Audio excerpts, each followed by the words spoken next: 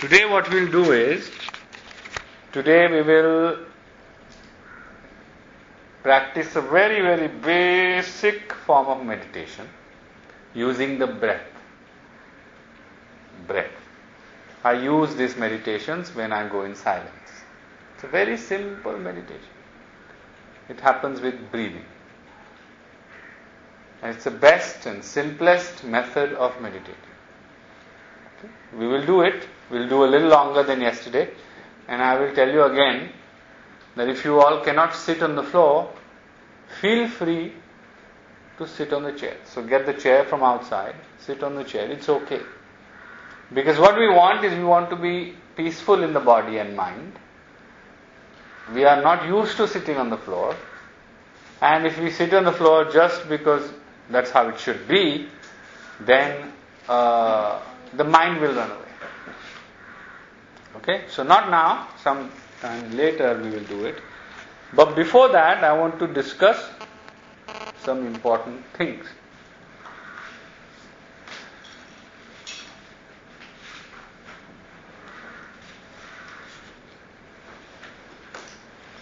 About relationship. Not personal relationship. Everybody's face. We discuss about relationship, everybody's face. Not like this. We are going to talk about relationship, but we are going to talk about your relationship with the world.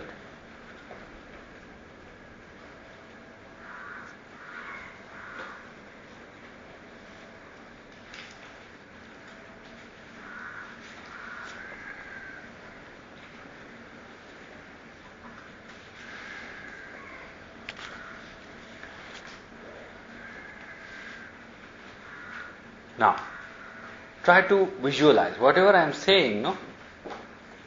Don't just listen. Try to visualize also, like a picture, like a movie.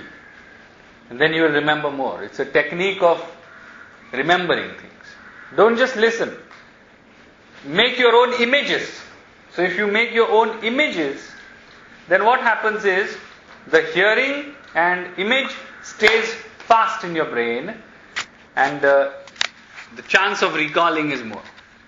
So if I tell a story, if I give an example, if I tell a joke, whatever it is, visualize it. And it stays more in the brain. Remember that. What I am going to ask you is, in our day-to-day life, who is in relationship with who?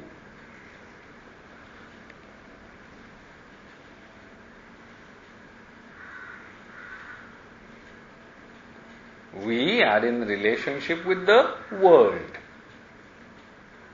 Yes? There are two types of relationships that are possible.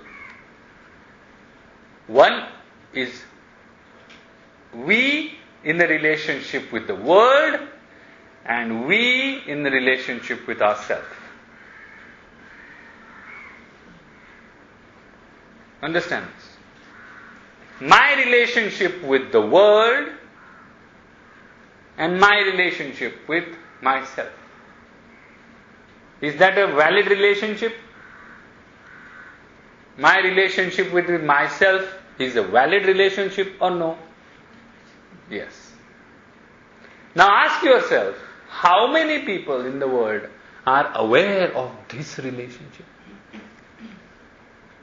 Most of our attention, most of our energy goes in only one relationship. The external relationship. Our relationship with the world. Very, very few times, very few people invest their time and energy in their relationship with themselves.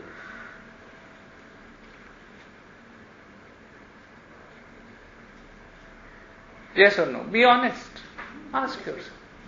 Our whole attention, our whole energy is diverted outwardly. Understand this. Our whole attention and energy. I always use these two words, attention and energy. Attention is psychologically and energy is physically. our whole attention and energy is mostly diverted externally. Whatever it may be, our job, money, family, work, profession, shopping, eating, whatever it may be. We don't give much attention and energy to our relationship with ourselves. Our relationship with ourselves is called spirituality. Our relationship with the outside world is called practicality. Simple definition. I am making it very, very simple.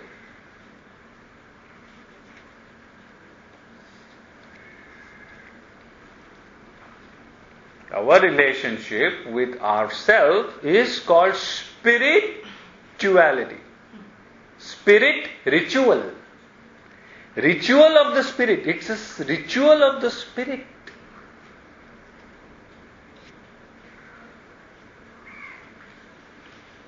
Spiritual. Spirit ritual. It's like a prayer which you do every day. Like brushing your teeth, we do every day. It's a ritual. And then there is practical world. Now many of us are not aware that our relationship with the world is based upon our relationship with ourselves.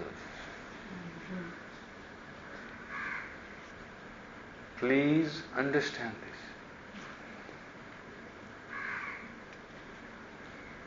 What does a normal person think? There is only one relationship, external.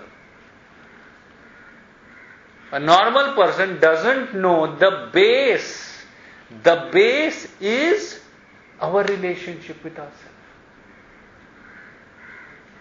Yesterday I told you, the way you look towards yourself will create the view of the world.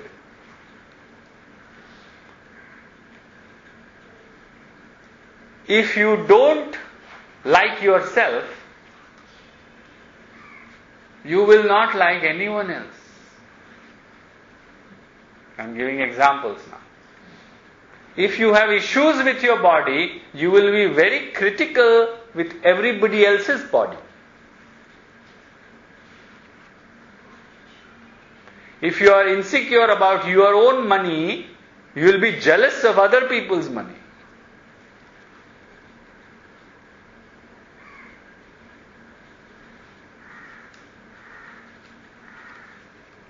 The less we look inward, the more we have to look outward.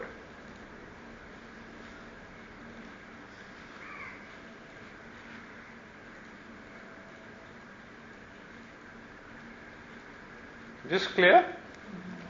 There is a beautiful term in yoga called avidya. Avidya. Avidya means non-knowledge. Sometimes it is also called as ignorance. This is called as ignorance. What is ignorance? You have no idea of your relationship with yourself.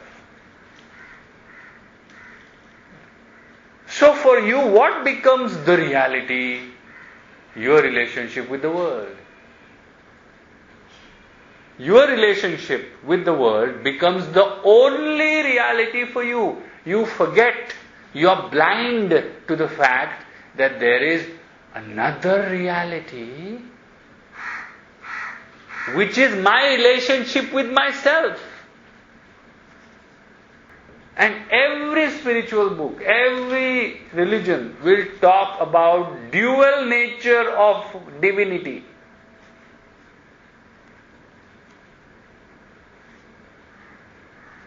Deuteronomy chapter 4 verse 39 in Bible.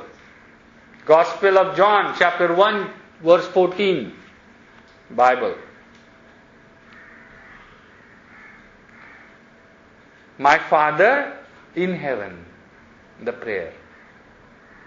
Right? In the Bible there is a prayer. My Father in heaven. in Luke, Gospel of Luke. My Father is and in heaven. Duality. Two views. Heaven is the transcendence. My Father is immanence. Always. In Gospel of John he says, the Word, no? W-O-R-D. Word became the flesh. The Word became the flesh. Flesh. The divinity materialized. Explain again. Your relationship with the world depends on your relationship with yourself. That's it. That's a summary of whatever I said. Normally, we completely are invested in our relationship with the world, but we ignore our relationship with ourselves.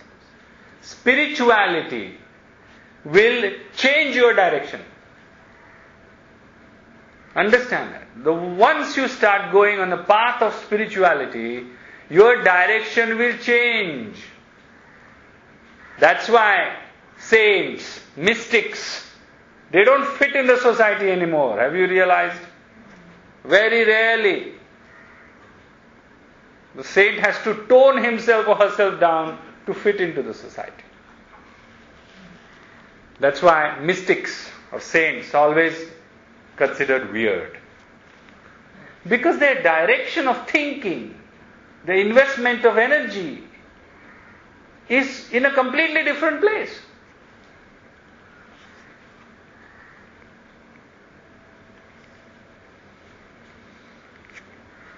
And that's why I always say this, some of you know this, spirituality is an inside-out journey. Practicality is outside-in journey. Moses goes on the top of the mountain, gets 10 commandments, comes down. Jesus goes on the top of the mountain, meditates for 45 days, comes down. Muhammad goes on the top of the mountain, meets God, angels, comes down. What is there on top of the mountain? Which mountain? I also want to go. Why is everybody going on the top of the mountain? And archaeologists are looking for this mountain. And there are so many theories. Oh, they found the mountain, this mountain, that mountain. That mountain is inside you. That mountain is reaching the height of your own awareness.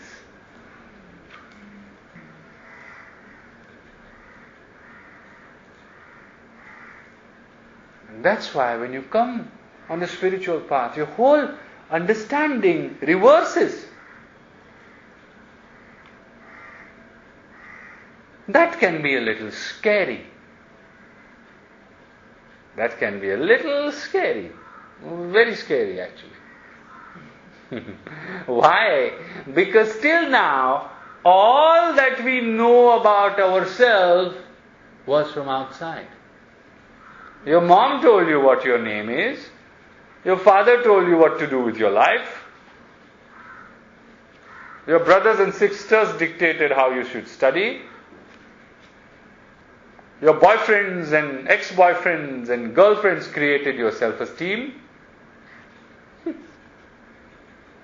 Your office job tells you how much you're worth per hour. Your doctor tells you how you're going to live or die. Everybody else is telling you what you are.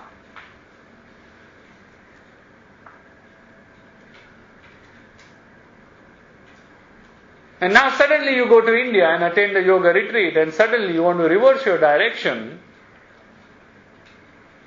It's going to be scary. Because inside we don't know if there is somebody who can tell us about ourselves. And this is why spirituality starts and ends with one and only one thing. And that is faith. Faith. And I said it in the morning.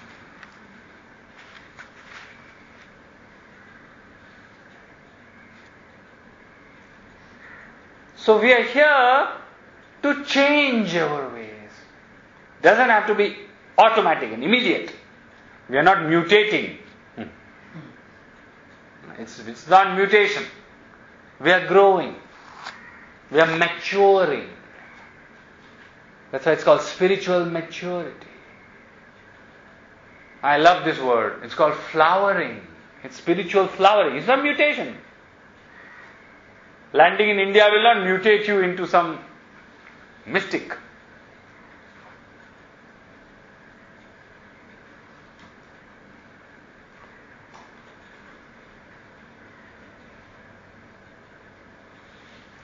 And that's why the path of spirituality is a path of self-understanding.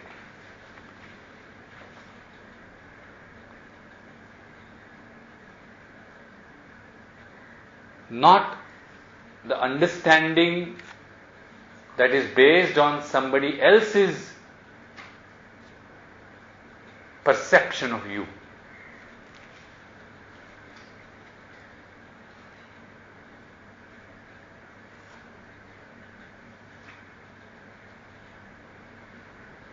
Think about it. Just reflect on your life. Everything that you know about your life, somebody else has told you. Right from the childhood. The belief systems with which we grow have been planted in our system by our parents, by our education system. Right and wrong, we don't know.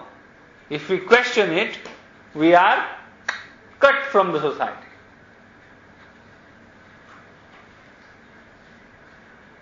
And because we don't want to be cut from the society, we don't question.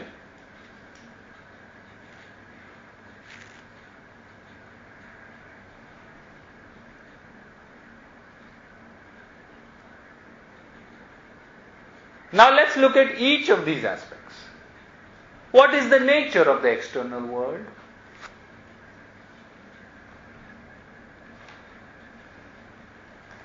All scriptures, not just yoga scriptures. You go and pick up a Zen scripture, you take a Sufi scripture. All scriptures will tell you to shut down your senses. To look inward. Shut down the senses means to look inward. Why do they say that? Because the nature of external world is what in yoga we call as Dvaita, means dual. Dual means both at the same time. This and that.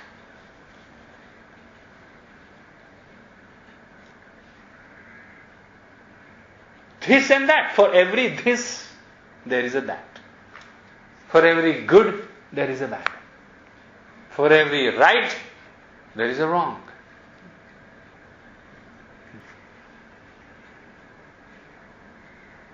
And that's why we have thousands of views, millions of perceptions, billions of ideas.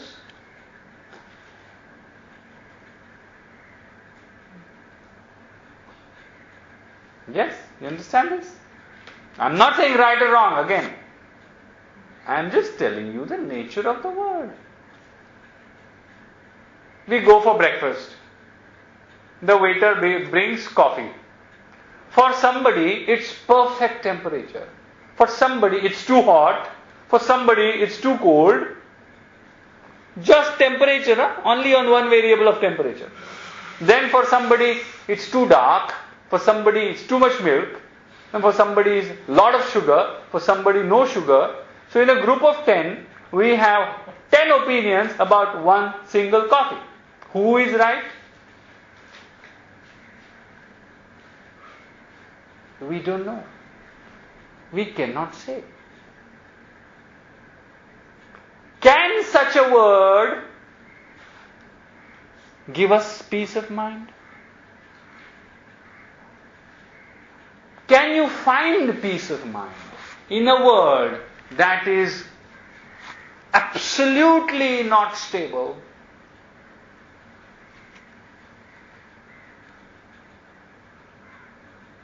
You go to a party and you say, now I'm going to completely dedicate myself to yoga. I have saved 500,000 euros. That's enough for my life. Then somebody will come and say, what will happen with 500,000 euros? It's nothing. Why? Because that man drives a 7 Series BMW. For him, 500,000 euros is he spends in 2 years.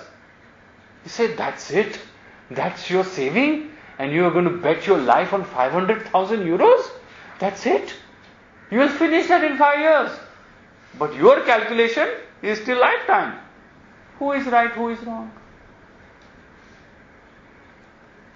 And then what will happen? You will, if your inner confidence is less, you will listen to him and say, oh my God, maybe 500,000 is not enough.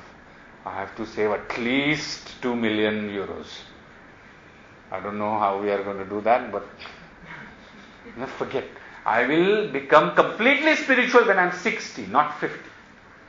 You postpone it by 10 years.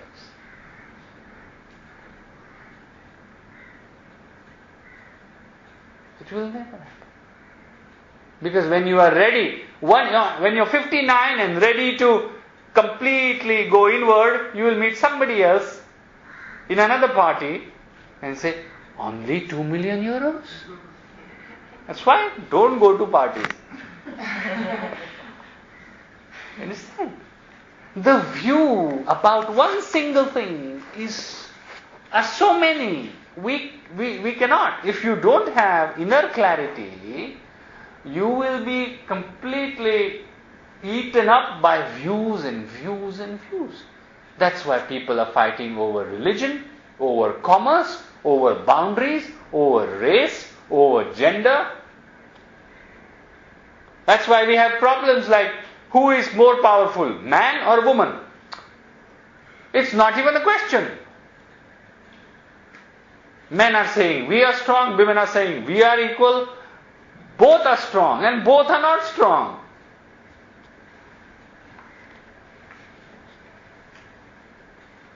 External world is like this. It is not going to give you those things that we discussed yesterday. Peace, happiness, contentment.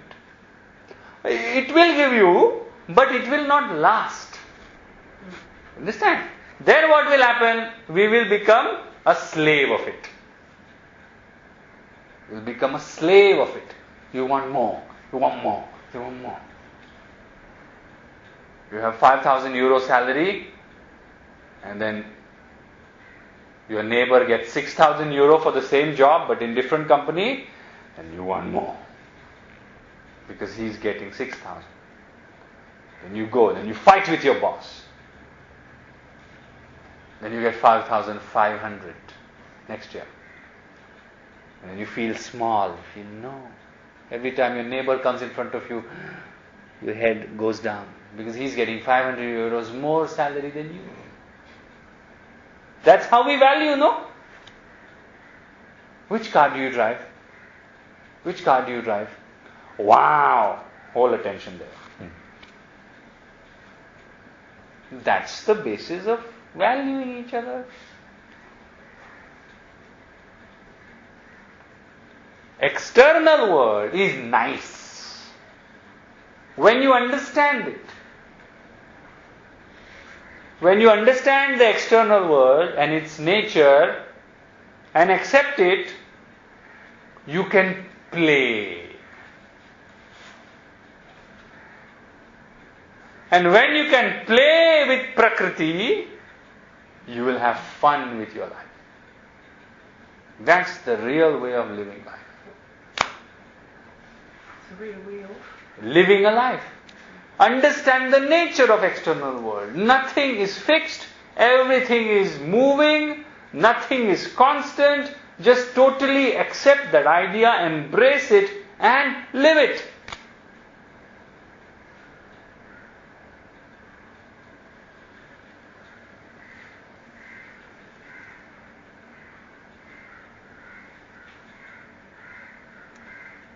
You will, if you really understand the nature of immanent world, you will never be attached to anything. Our problem is, understand this, why do we suffer? Our problem is we are looking for permanence from something that can never be permanent.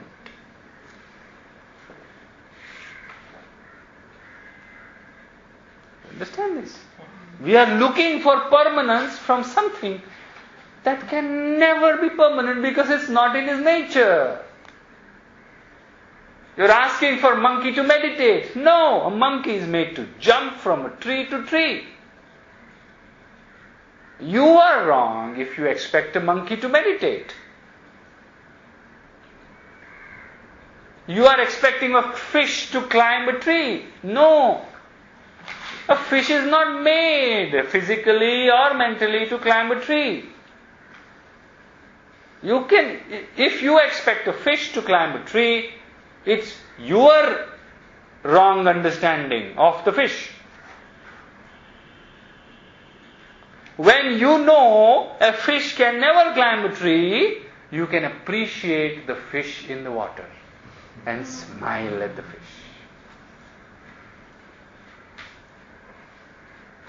Then you can enjoy the fish. Fish will also like you. He will not run away from you.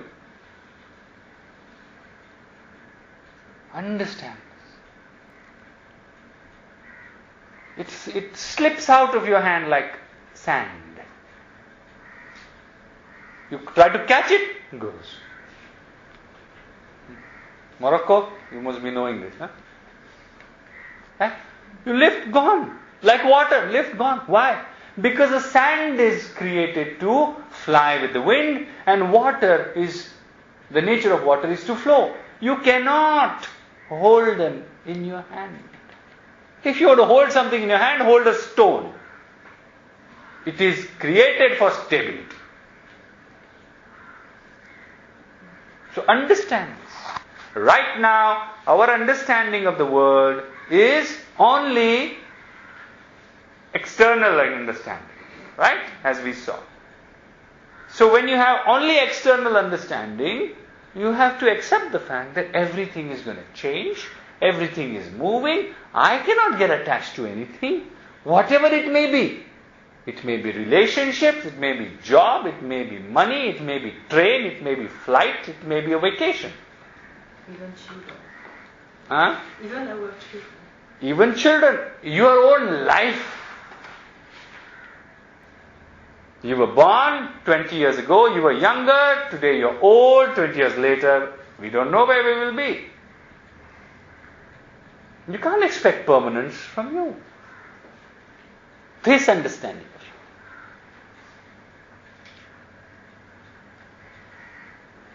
you. Once you understand this, even concept-wise, doesn't have to be realization.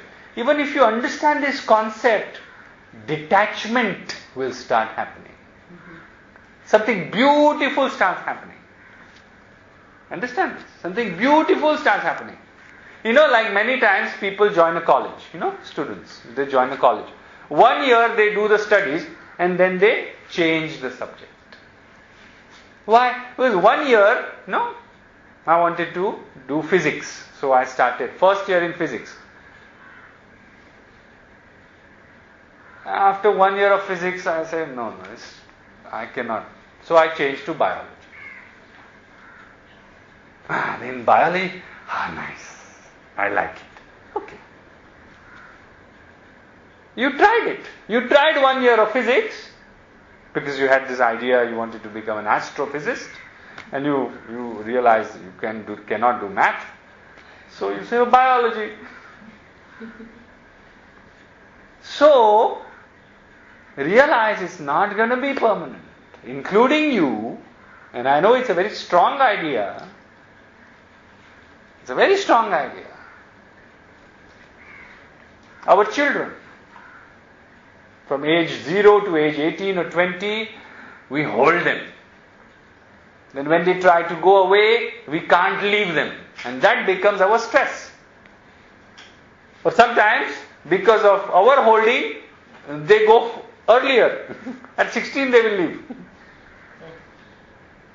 So when to hold them, when to leave them, how much to leave them, how much to hold them, when to not leave them, all these considerations. Detachment comes in. When that detachment comes in, where will you go? Inside. There's no other place to go. So my exercise for you for tomorrow is, try to find out how this whole world is impermanent. It's a very, very deep, reflective exercise. There's nothing to analyze. Just watch. In the morning, we had difficulty going to breakfast because of water on the floor, right? Now there is no water on the floor. Gone. And this is the basis of Buddhist philosophy. Buddhist philosophy, at least for the beginners, Buddhist philosophy, they say, look, everything is it's flowing. There's a book called Siddhartha by Hermann Hesse. In that book, there's a beautiful part in which there's one mystic. He is showing the river and telling Gautama that, look, life is like this, always flowing. Why are you trying to hold it? Just understand that it is flowing. When that detachment happens, when that turning around happens, yoga will not be an exercise. The yoga will not be twice a day. Understand this. When you turn around, when you realize that, hey, this word is nice, but it's not going to answer my questions, then you turn around your perspective. Then nobody has to tell you, do your practice every day. Practice will happen. Be aware every day. Awareness will come.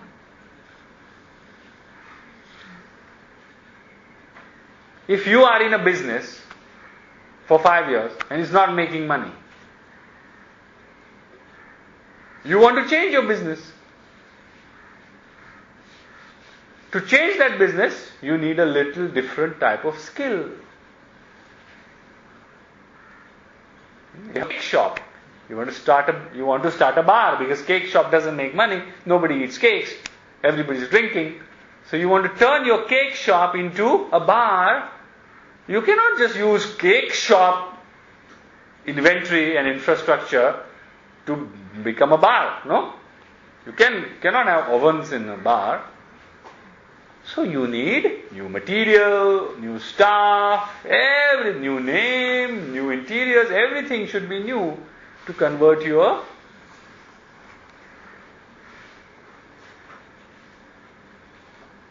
cake shop in a bar. Same. These are the skills that we are learning.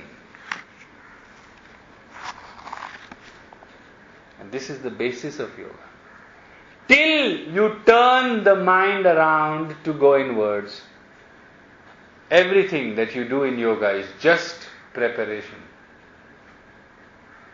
The real yoga, and I'm saying this again, the real yoga starts when your mind turns in.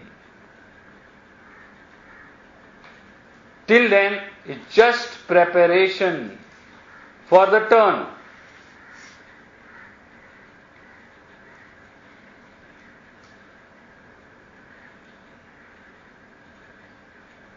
I have a student, and she was telling me that day, oh, I have made so many mistakes in past 10 years. Now, in last 6 months, she found her professional clarity. She found her spiritual path. Now, for the first time in her last 10 years of professional life, she feels stable. So we are very happy. She's happy, I'm happy. So she was telling me in one of her depressive days that if I knew this 10 years before, I would have saved so many years, I would have saved so much money. But last 10 whole years I was confused. I changed 4 professions. I went to 5 different teachers. I spent so much money. So I told her, don't look at it like that. All that you did in last 10 years has brought you to this state of stability. Look at it that way. You had to make mistakes. Even if you had not made one mistake, you would not be here. So thank your mistakes. Thank your past. However horrible it may be.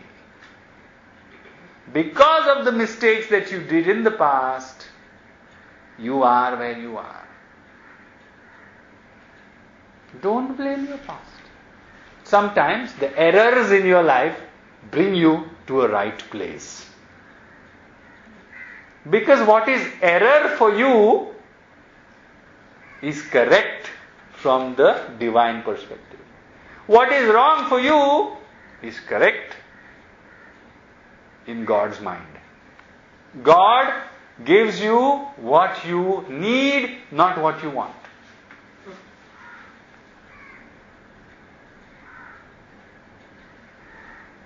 Just here. So use life. The reason I am telling you all this is to not deny life, but to use the life. Use this life to turn your mind. That's it. That's why the saints, the mystics can live in the world normally, in spite of people hating them. This itself makes Jesus Christ say, Lord, forgive them, because they don't know what they're doing. We say, no, sometimes, how can Jesus say this? They treated him so badly. But he knew this is how their mindset is. What can you do? Be in the world, conclusive remarks.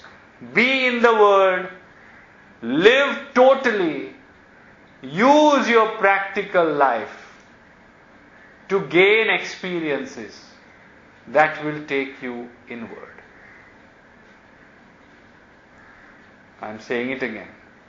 Use your practical life. Live totally. And participate in the process of life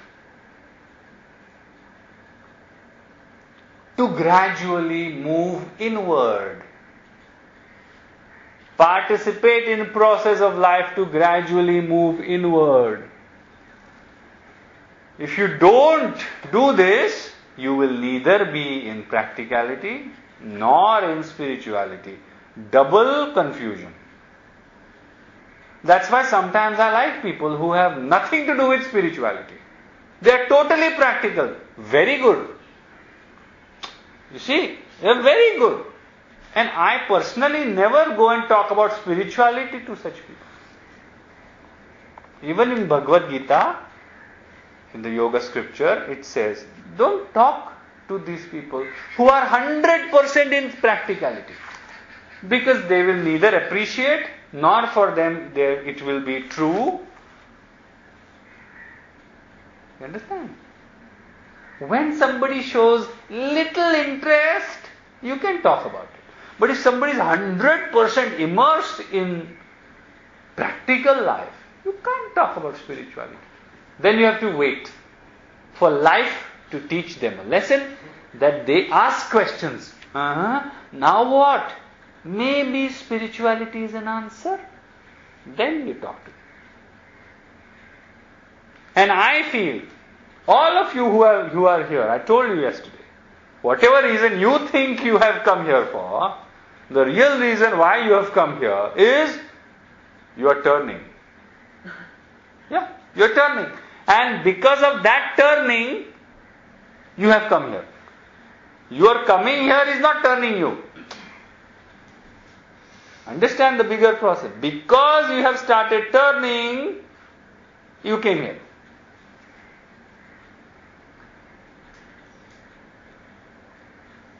Now you came here, now you are getting more information, more.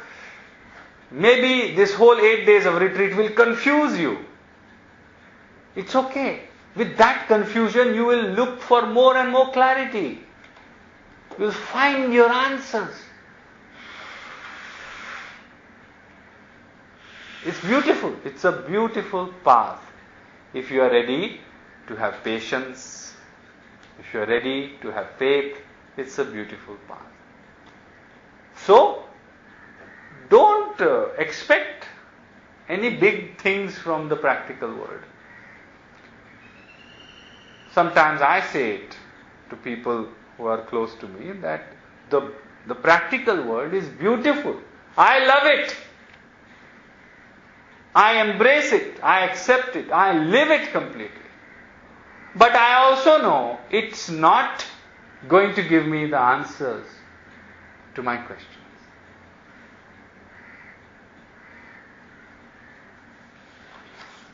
Now, just because it doesn't give me answers to my questions, I'm not going to hate it. I accept it. I am thirsty. You give me a pizza. I will eat it. But my thirst will not go away, no? Isn't it? If you're thirsty, I give you bread. What will you do?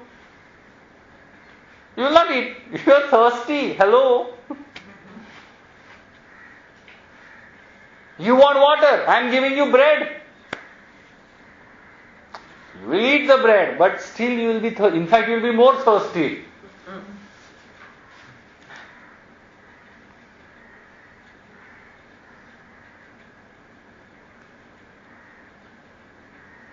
I personally feel, and this is a personal opinion, you don't have to take it personally, I am a little radical in my thought process. By 50, by age of 50, everybody should turn.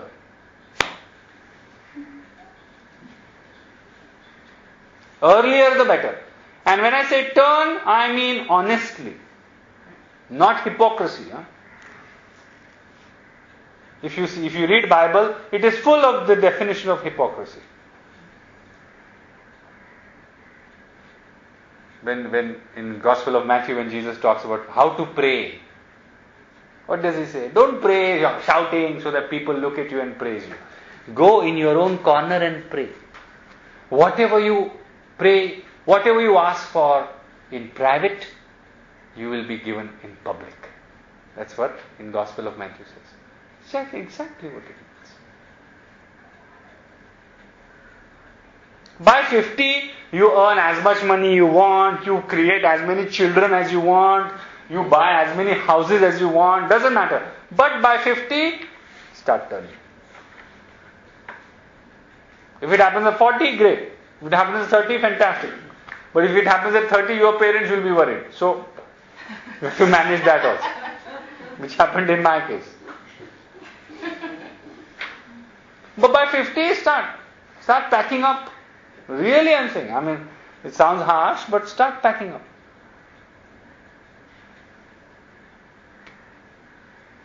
Make money, keep it, good. Make good investments, create your assets, and create savings or whatever for next 20, 25 years. That's it. Energetically, don't unnecessarily waste your energy in things that are not relevant anymore. Emotionally, don't get into things that are not in line with your spirituality anymore. Enough, huh? 50, how much more you are going to jump in practical world?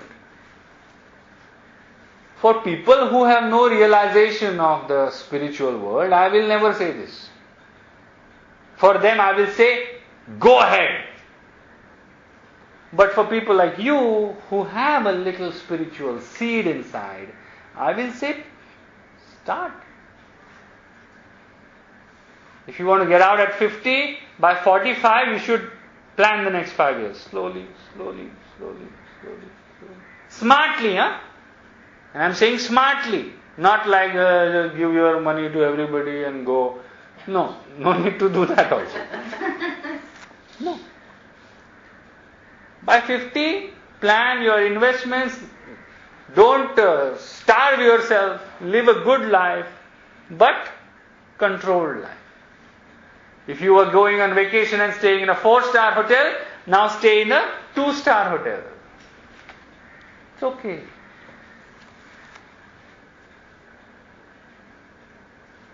Reduce your desires. Sometimes many yoga teachers, they will ask me, I am a full-time yoga teacher, but I don't make enough money and this and that. So I ask them, have you started controlling your desires?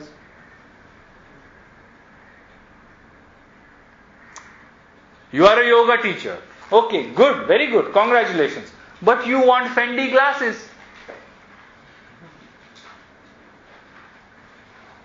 You want Chanel dress. How is that possible? So if you are a yoga teacher and you have a desire of diamond earrings, buy Swarovski earrings.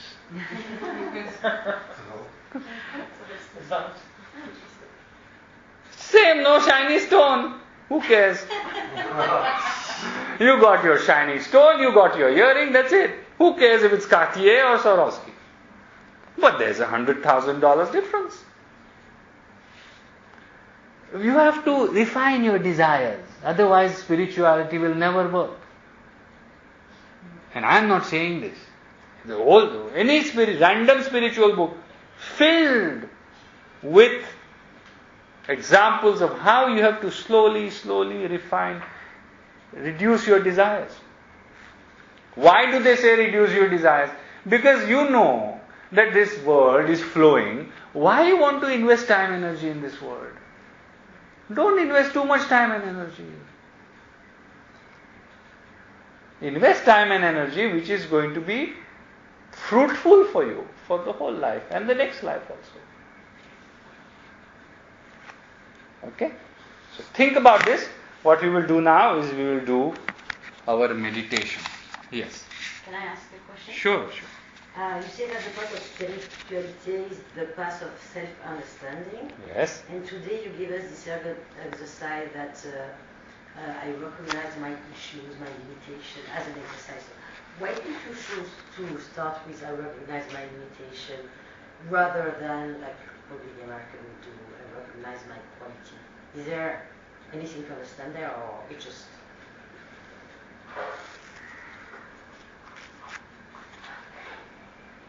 Well, you could do that too, but spirituality is a path of removing what is not needed till you find that you already had what you were looking for. I'm saying it again. Spirituality has more to do with detachment than creation. In spirituality, you're not creating anything. You are just removing something that is blocking your experience. Like there's a famous line, about who was that? Who carved David? Michelangelo? No. Yes. Yeah. So Michelangelo, everybody saw the marble rock, but Michelangelo saw David inside the rock, and he just removed the rock